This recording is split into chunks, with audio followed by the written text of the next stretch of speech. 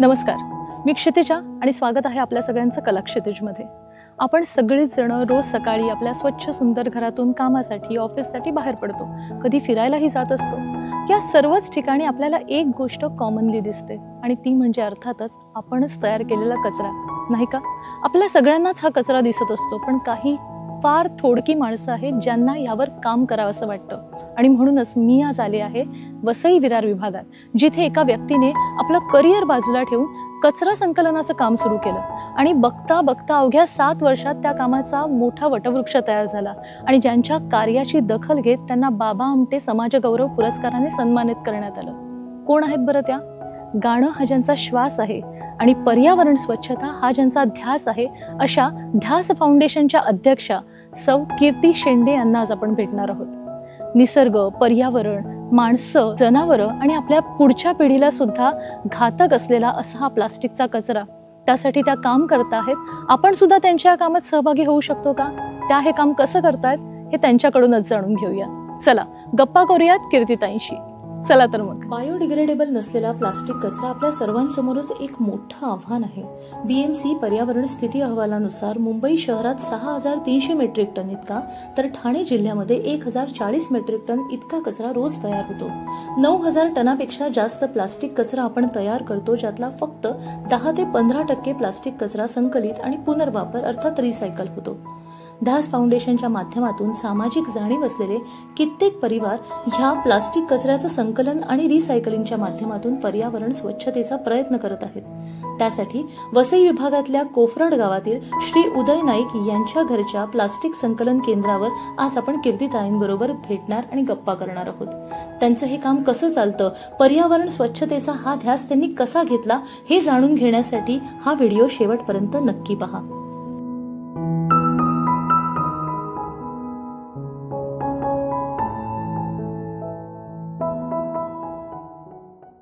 तर मी आलेले आहे वसई विरार मधल्या कोफराड या गावात, जिथे प्लास्टिक कचरा संकलनाचं काम होतं आणि ध्यास परिवारातर्फे होतं। ध्यास फाउंडेशन ही संस्था गेले 7 वर्ष 54 केंद्र आणि तब्बल 120 कार्यकर्त्यांच्या माध्यमातून हे काम करते आणि ह्याच्या अध्यक्षा सौ कीर्ती शेंडे यांच्याशी आज आपण गप्पा करणार आहोत। तर सर्वात आधी मी त्यांचं स्वागत करते। नमस्कार कीर्तिताई। नमस्कार। तुमचं खूप खूप मनापासून स्वागत आहे कला क्षितिजमध्ये। थँक्यू, आभारी आहे। कीर्तिताई, आपण आधी शिक्षिका होतात, मुख्याध्यापिका होतात, तुम्ही स्वतः गाणं शिकवता सुद्धा, क्लासिकल म्युझिक शिकवता आणि ह्या सगळ्या गोष्टी करत असताना कचरा संकलनाचं काम करावं हा विचार मनात कसा आला? नालासोपाराच्या लोढा हायस्कूलमध्ये प्रिन्सिपल म्हणून काम केलंय।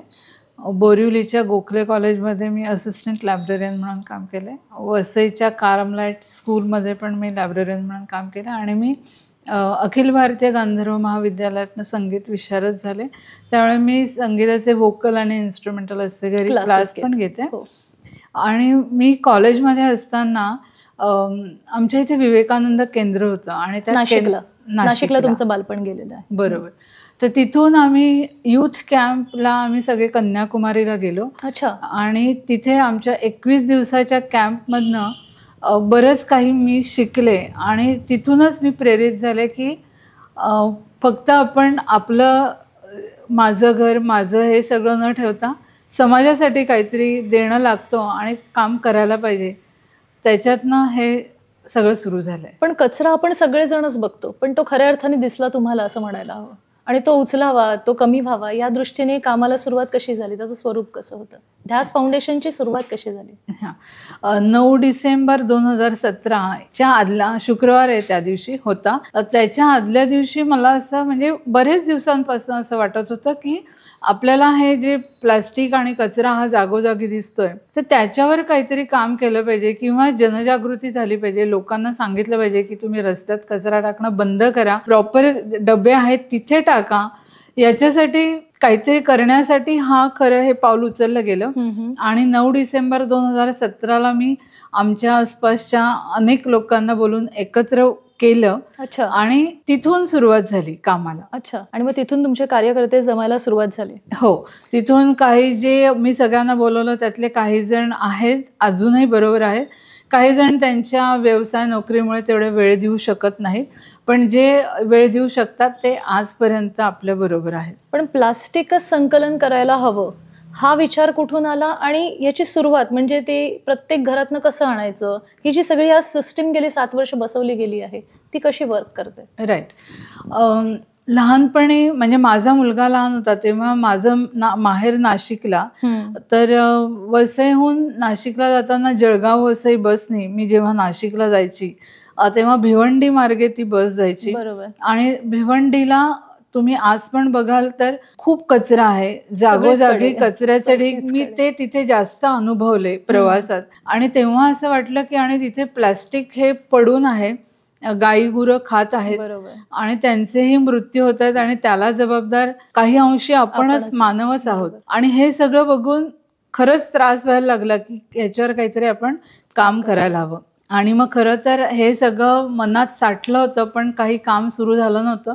पण मी म्हटलं तसं 9 डिसेंबर 2017ला प्रकर्षाने जाणवलं की आता हे सुरू करायला हवंय आणि मग काम सुरू झालं.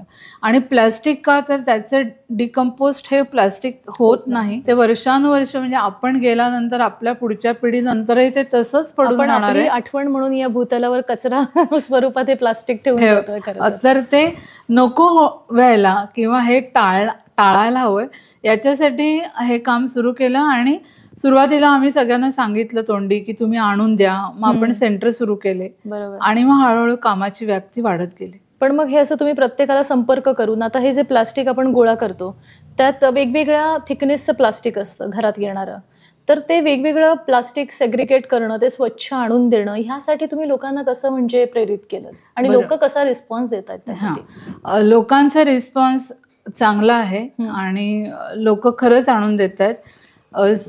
लोकांना सांगितलं कसं आम्ही, तर हे माउथ पब्लिसिटी आपण म्हणतो ते तर आहेच.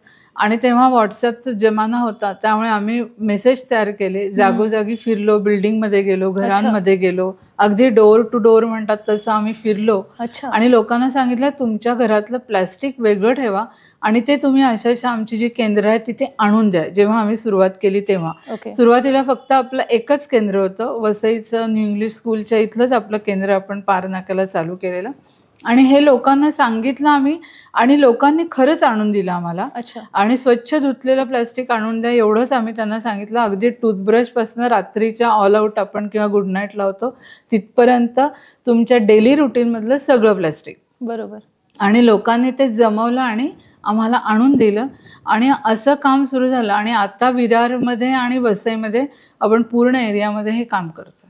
पण ज्यावेळी सुरुवातीला हा कलेक्शन केलं तेव्हा असं क्लॅरिटी होती की ह्या कचऱ्याचं आता काय करायचंय वगैरे, ती कधी आली? आणि म्हणजे कारण सुरुवातीला तुम्ही तुमच्याच सदस्यांनी घरामध्ये गोळा केलेला कचरा ठेवलेला आहे आणि मग काही महिन्यानंतर मग ह्याचं आपण ग्रॅन्युअल्स बनवण्यासाठी किंवा इंडस्ट्रींना संपर्क साधणं हे तुम्ही कसं केलं? हे काम तर सुरू झालं होतं, हे कुठे देण्याचं हे पण योजलं होतं की हे रिसायकललाच पाठवायचंय. हे जाळण्यासाठी तर आपण गेलेलंच नाही किंवा डम्पिंग ग्राउंडला पण पाठवायचं नाही.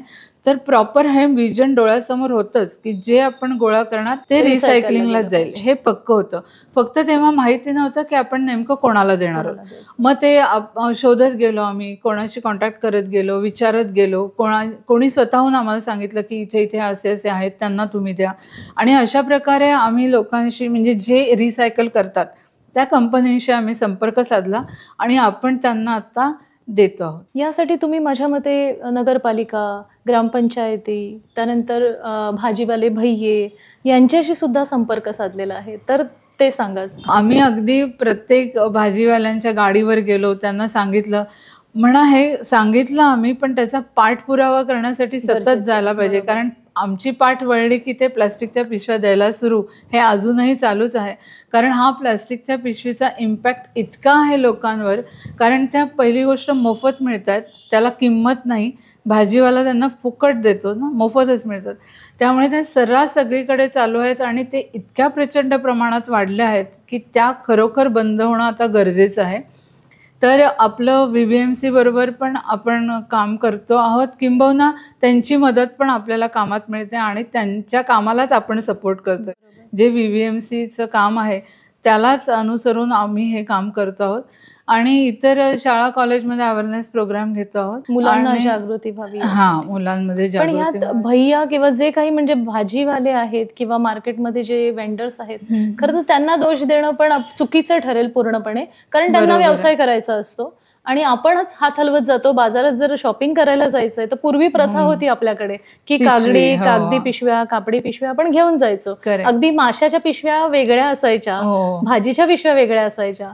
आणि तुम्ही यासाठी एक छान गोष्ट सुरू केलेली आहे या प्रकल्पामधूनच, तर त्याविषयी सांगा. आत्ताचा हा मुद्दा तुझा बरोबर आहे की भाजीवाल्यांना आपण किंवा दुकानदारांना दोष नाही देऊ शकत, कारण त्यांना त्यांचा माल विकायचा आहे आणि त्यांना पिशवीत घालून दिल्याशिवाय आत्ताचा जमाना असा आला की लोक ऐकत नाहीत. बरोबर. म्हणजे भाजीला पिशवी नाही दिली तर ते तो निघून जातात. सोडून दुसरीकडे जातील, बरोबर. पण भाजी घेतील. बरोबर. इतका लोकांची विचारसरणी बदलली की घरून पिशवी घेऊन जावी आणि त्याच्यात भाजी घ्यावी, हे आता हळूहळू कमीच होत चाललं आहे. पण आम्ही त्याच्यावरही आपलं प्रबोधन चालू आहे की तुम्ही घरातनं पिशव्या घेऊन जा. इव्हन मी हे पण इथे नमूद करेन की दूध, दही, पनीर, मांस, मटण, फिश किंवा काही आणताना घरनं स्टीलचा डब्बा घेऊन जा. बरोबर. आपल्याला माहिती आहे की मी ही स्पेसिफिक वस्तू आणायला चालली आहे, तुम्ही घरनं घेऊन गेलं तर चांगलं पडेल.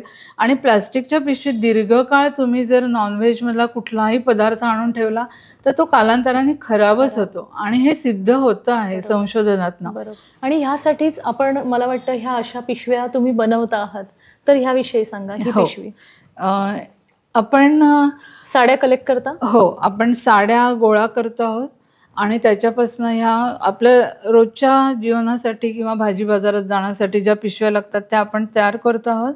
त्याच्यातनं आपण महिलांना रोजगार दिला आहे. आणि साड्या, बेडशीट आणि पडदे ही जी कापडं आहेत त्याच्यापासून आपण पिशव्या आणि ही अशा प्रकारची पायपुषणी किंवा आसन बसायला पूजेसाठी लागतं किंवा घरात बसायला काही, किंवा पायपुषणी म्हणून असं आपण दोन्ही प्रकार, गोधड्या पण तुम्ही बनवता? गोधड्या. हा, तर हे आपण सगळं हे जुन्या ज्या बेडशीट आहेत, पडदे आहेत त्यांचं जे, आणि स्पेशली जे कॉटन आहे त्यांचे आपण हे बनवण्याचा व्यवसाय सुरू केला आहे.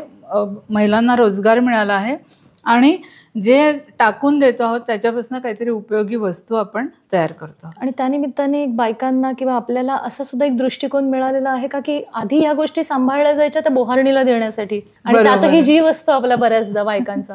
त्यामुळे ह्या गोष्टी इथे तुम्हाला दिल्या जात आहेत आणि त्यातनं इतकं छान काम घडतं. मला वाटतं ह्या तुम्ही भाजी वेंडर्सना किंवा भाजीवाल्यांना या देता? हो, आता आपण ह्या ज्या पिशव्या तयार होत आहेत त्या आपण इव्हन दुकानदारांना पण देतोय. अच्छा. आणि त्यांना सांगतो आहोत की बरेचदा असं होतं की दुकानदारात कोणतरी घ्यायला येतं आणि दुकानामध्ये, वेळेवरती नाही आणली पिशवी नसते, तर तुम्ही पिशवी घेऊन जा. 10 रुपयाला ही पिशवी आहे. तुम्ही जर पिशवी दुसऱ्या दिवशी आणून दिली तर तुम्हाला 10 रुपये परत मिळणार. अशा बोलीवर पण आपण दुकानांमध्ये पिशव्या ठेवल्या आहेत. कुठल्या ना कुठल्या कारणाने लोकांनी प्लास्टिक अवॉइड करून या पिशव्यांचा वापर करावा, बरोबर, यासाठी तुम्ही उत्तेजन. खरं खूप छान गोष्ट आहे. आणि ह्या सगळ्यांबरोबर तुम्ही इतरही गोष्टी कलेक्ट करता आहात, ज्यात फुलं आहेत, कचरा आहे, त्याच्याविषयी सांगा. आपण फक्त प्लॅस्टिकच गोळा करत नाही, तर ज्या गोष्टी डिकम्पोस्ट होत नाहीत, उदाहरणार्थ प्लास्टिक आहे, ई वेस्ट आहे, इलेक्ट्रिकल वेस्ट आहे, टेट्रापॅक्स आहे, थर्माकोल आहे, हे सगळं आपण गोळा करतो आणि योग्य ठिकाणी रिसायकलिंगला देतो. आणि मुख्य म्हणजे MPCBचं ज्यांच्याकडे सर्टिफिकेट आहे, महाराष्ट्र पोल्युशन कंट्रोल बोर्ड, त्या ठिकाणीच आपण हे रिसायकलिंगला देतो आहोत. अच्छा. हा, हे सगळं आपण देतो आहोत. तसंच निर्माल्य जे आपण घरातनं किंवा मंदिरातनं जे रोजचं टाकलं जातं, अनेक ठिकाणी श्रद्धा अंधश्रद्धामुळे ते पाण्यात टाकलं जातं, पाणी पण प्रदूषित होतं आहे. तर आपण ते आता गोळा करतोय आणि त्याच्यापासून धूप बनवतोय. तोही रोजगार आता महिलांना आपण सुरू केलेला आहे. आणि अशा किती महिला कामगार तरी सध्या तुमच्याकडे आहेत? हो, साधारण एक 10-12 महिलांना आपण काम दिलेलं आहे. आणि पेपरच्या पिशव्या किंवा ह्या पिशव्या, आसनं, धूप, हे सगळ्यांसाठी आपण ह्या इतक्या बायकांना आपण रोजगार दिलेला आहे. आता हे सगळं जे आहे यात तुम्ही आणि तुमचे 110-120 कार्यकर्ते जे आहेत, ह्याबरोबर क्रेडिट त्या लोकांना पण द्यावं असं वाटतं की ज्यांच्या घरी हे कलेक्शन होतं आणि जे घरची दुधाची पिशवीपासून प्रत्येक गोष्ट धुवून कोरडी करून तुमच्यासाठी जपून ठेवतात. त्या प्रत्येकांना खरं तर हॅट्स ऑफ. म्हणजे कुठेतरी ही जाणीव माणसांमध्ये निर्माण व्हायला लागली आहे की आपण आपल्यासाठी नाही तरी किमान आपल्या पुढच्या पिढीसाठी काहीतरी स्वच्छता ठेवण्याची गरज आहे. त्या सगळ्यांनाच खरंच क्रेडिट द्यायला हवं. पण अशी किती कुटुंब आणि एकंदरीत किती एरिया तुम्ही कव्हर केला आहे आणि किती केंद्र सध्या चालतात? वसई मर्सीज ते वसई ईस्टचा गोख्युरे परिसर, तिथून पूर्ण आपले 22 सेंटर आहेत आणि त्या प्रत्येक सेंटरवर आपले कार्यकर्ते असतात आणि आजूबाजूचे नागरिक तिकडे सगळं हा ड्राय वेस्ट आणून देतात. आणि नालासोपारा विरारमध्ये 32 सेंटर आहेत आत्ता चालू. तिथे याच प्रकारे काम चालतं. प्रत्येक सेंटरवर कार्यकर्ते असतात आणि लोक आणून देतात. लगेच तो टेम्पो येऊन कचरा उचलला जातो आणि पुढे तो रिसायकलिंगला पाठवला जातो. टेम्पो आपलेच असतात, कंपन्यांचे टेम्पो नसतात. आपण आपल्या फाउंडेशनच्या खर्चाने हे काम करतो आहोत आणि प्रत्येक महिन्याचा 4था रविवार हा फिक्स आहे. त्या दिवशी हे सगळं वसई नालासोपारा विरारमध्ये कलेक्शन चालतं. अशा पद्धतीचे कलेक्शन आणखी इतर शहरांमध्ये सुद्धा व्हायला हवे, ह्यासाठी तुम्ही प्रशिक्षण आणि प्रसार कशा पद्धतीत करता आहात? फक्त आपलं काम हे वसई विरार पुरतच मर्यादित नाही आहे. पूर्ण महाराष्ट्रात आपण हे करू शकतो. आणि कुठेही आम्हाला बोलवलं काम करण्यासाठी, त्यांनी सांगितलं की आम्हाला हे इथे काम सुरू करायचं आहे, तर आपण त्यांना पूर्ण गाईडलाईन देतो की कसं सुरू करायचं आहे. म्हणजे अगदी इकडे पालघर डहाणू तिथपर्यंत, तर इकडे अंबरनाथ बदलापूर या पूर्ण एरियामध्ये लोकांचे आम्हाला विचारणा होते की आम्हाला हे काम सुरू करायचं आहे आणि आपण वेळोवेळी त्या सगळ्यांना आपण मार्गदर्शन करत आलो आहोत. आता ह्यातनं भविष्यातनं तुम्ही आणखी एक स्टेप पुढे जात आहात. त्यातच प्लास्टिकचा कचरा कमी व्हावा, मुळातच वापरलं जाऊ नये, ह्यासाठी आपल्याकडे फंक्शन्स आहेत किंवा कुठला सण समारंभ आहे, 20-25 माणसं जेवायला येणार आहेत, त्यावेळी शक्यतो आपण डिस्पोजेबल किंवा नॉन डिस्पोजेबल जसेही आहेत तसे प्लेट्स वगैरे घेऊन येतो. हे होऊ नये यासाठी तुम्ही एक नवीन प्रकार सुरू केलाय. म्हणजे तो खरं तर फार पूर्वी आपल्याकडे गावांमध्ये वगैरे व्हायचा, पण आता त्याला पुन्हा रिइंट्रोड्यूस केलंय तुम्ही, आणि त्याविषयी सांगा. प्लास्टिक थोडक्यात म्हणायचं तर सिंगल यूज हे खूप झालंय. म्हणजे कधी कधी हे सांगायला पण वाईट वाटतं की चांगले शिकलेले लोक आहेत, त्यांना पूर्ण माहिती आहे या गोष्टीची, आणि तरी सुद्धा सोय म्हणून फक्त अनेक घरातनं प्लास्टिकचे किंवा पेपर कप, पेपर डिश, प्लास्टिकचे छोटे चमचे हे छोट्या मोठ्या कार्यक्रमात वापरले जातात आणि त्यांचं मानसिकता अशी आहे की वापरा आणि फेका. त्यांना ते परत नको काम करायला, म्हणजे बाई वगैरे धुण्यासाठी सगळ्या काही नको, कारण ते बाईला द्या, मग ते धुवा, मग ते परत आवरत बसा. हे आता खूप कमी झालंय. लोकांना वापरा आणि फेका ही संस्कृती खूप जास्त बळावलेली आहे आणि त्यावर मात करण्यासाठी आपण ही स्टील प्लेट बँक सुरू केलेली आहे. ह्या स्टील प्लेट बँकेमध्ये आपण प्रत्येक प्रकारची भांडी उपलब्ध करून दिली आहेत की चहाचा पेला, पाण्याचा पेला, लहान मोठे ग्लास हे चहा कॉफीसाठी आहे, चमचे आणि ह्या प्लेट्स जेवणासाठी ताट आहे आणि स्नॅक्ससाठी 2 प्रकारच्या आपण ह्या डिश उपलब्ध करून देतो. तुम्ही कितीही, म्हणजे 200 माणसं, 50 माणसं, कितीही माणसांसाठी तुम्ही हे घेऊन जाऊ शकता आणि आपण फक्त 100 रुपये भाडं घेतो की ते वापरू नये म्हणून हा पर्याय उपलब्ध आपण करून दिला आहे आणि तो स्वस्त पडावा. इतर जे आणून महागात पडेल त्याच्यापेक्षाही हे स्वस्त व्हावं म्हणून आपण हा अगदी कमीत कमी किमतीत उपलब्ध करून दिला. आणि मी आव्हान करीन की लोकांनी जास्तीत जास्त हे वापरा. पूर्वी अशी दुकानं होती की येथे भांडी भाड्याने मिळतील, तीच कन्सेप्ट आहे, फक्त नाव बदललंय स्टील बँक. नाही, बऱ्याचशा समाजांमध्ये, म्हणजे आपल्याकडे जसं म्हटलं जातं की वेगवेगळ्या समाजाचे लोक आहेत, तर त्यांच्याकडनं सुद्धा असे प्रकल्प चालवले जायचे की त्या कार्यांसाठी तुम्ही भांडी घेऊन जा. पण हा खूप छान हे आहे, स्वच्छ करून तुम्हाला दुसऱ्या दिवशी आणून द्यायची.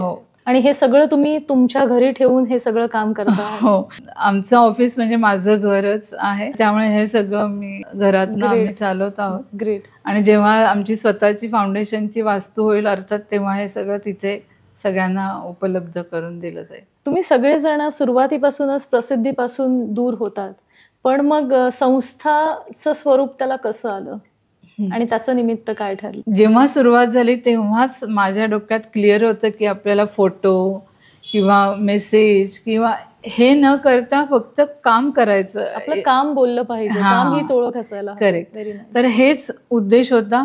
पण नंतर काम वाढत गेल्यानंतर असं समजलं की आपल्याला CSR फंड हवे आहेत, आपल्याला मोठी काही पुढची स्टेप घ्यायची आहे, तर आपल्याला फंड्स लागणार आहेत. मग त्याच्यासाठी रजिस्ट्रेशन करणं खूप गरजेचं आहे. मग त्याच्यासाठी आम्ही 12A केलं, ATG झालं आहे आणि आपलं रजिस्टर आहे फाउंडेशन. कारण इनिशियली हे ट्रक वगैरे जे पण टेम्पो वगैरे जात आहे त्याचा खर्च तुम्ही तुमच्या पदरमोड करून करत होतात, जे आता या संस्थे थ्रू चाललं जातं. हो, आता आपण हे अजूनही संस्थेतर्फेच हा सगळा खर्च होतोय. आणि मला इथे नमूद करायला आवडेल की जे सभासद आहेत ते प्रत्येक महिन्याची किंवा वर्षाची एकदम वर्गणी आपली काय ठरलेली आहे ती देतात आहे. आणि हा सगळा लोकांचाच पैसा आहे खरं तर म्हणेल. आणि त्याचा आपण सदुपयोग ह्या चांगल्या कामासाठी करतोय. आणि प्रत्येक याचा आपण हिशोब ठेवला आहे, CA आहे, ऑडिट होतंय, म्हणजे सगळं प्रॉपर चॅनलनी आपलं काम चाललेलं आहे. आणि पुढे ते CSR फंड मिळावे म्हणून मी म्हटलं तसं, म्हणून आपण हे रजिस्टर केलं, 12A ATG झालं आहे.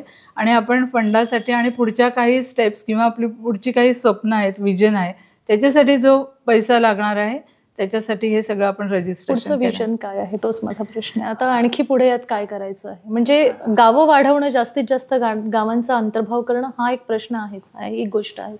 पण त्या व्यतिरिक्त इतरही कचऱ्याचं स्वरूप आहे, त्यासाठी तुम्ही काय सुरू करता आहात? तर आपण फक्त कलेक्शन करतो आहोत प्लॅस्टिकचं. त्याच्यावर जी प्रोसेस होते ती आपण करत नाही, आपण डिरेक्टली कंपन्यांना देऊन टाकतो आहोत.